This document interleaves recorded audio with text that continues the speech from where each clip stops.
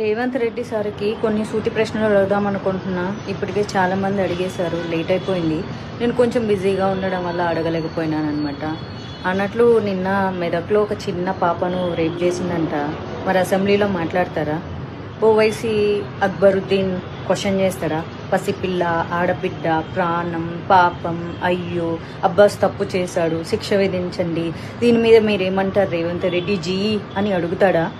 అన్నట్లు కొడంగల్లో ఒక రైతు ఆత్మహత్య చేసుకొని దానికి కారణం సీఎం రేవంత్ రెడ్డి వాళ్ళ కుటుంబ సభ్యులు అని చెప్పి లేఖ రాసిపెట్టి మరీ సూసైడ్ చేసుకున్నాడంట. వాళ్ళ కుటుంబానికి 25 లక్షలు ఇచ్చిండ్రా? కొన్ని 25,000 ఎవరైనా ఇచ్చిండ్రా? ఆయన ఎవరో కోమటిరెడ్డి వెంకటరెడ్డి అంట. ఆయన పేరు పొద్దు తిరుగుడు పువ్వు అంట. ఎట్ట తిరుగుతాడంట.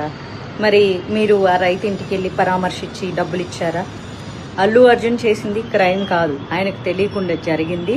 ఆయన దాని మీద ప్రాపర్గా స్పందించకపోవడం ఆయన చేసిన పొరపాటు. తప్పుకి, నేరానికి, పొరపాటుకి చాలా తేడా ఉంటుంది. అందరిలాగా ఆయన సామాన్య వ్యక్తే. మీకు ఎలాంటి హక్కులు విధులు వర్తిస్తాయో ఆయనకి వర్తిస్తాయి.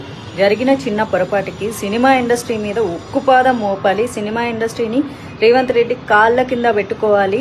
జగన్ సినిమా వాళ్ళందరినీ పిలిపించి పోజులు కొట్టి దండం పెట్టించుకున్నట్లు మనం సీఎం అయిన తర్వాత మనం ఎందుకు పెట్టించుకోకూడదు అని. రేవంత్ రెడ్డి గారు, మీ ప్రయాణం అంతా చాలా బాగుంది, అందుకే కష్టపడి ఈ రోజు వరకు సీఎం అయ్యారు. జీవితంలో చాలా చాలా ఎన్నో సాధించారు. మరి ఎందుకు ఇప్పుడు ఇంత గలీజ్గా బిహేవ్ చేస్తున్నారు?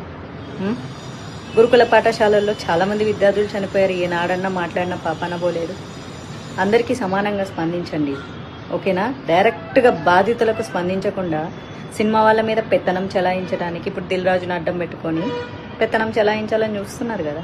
ఏం చేస్తారు? సినిమా వాళ్ళ బతుకులు వచ్చి మీ కాలు మొక్కుతారు.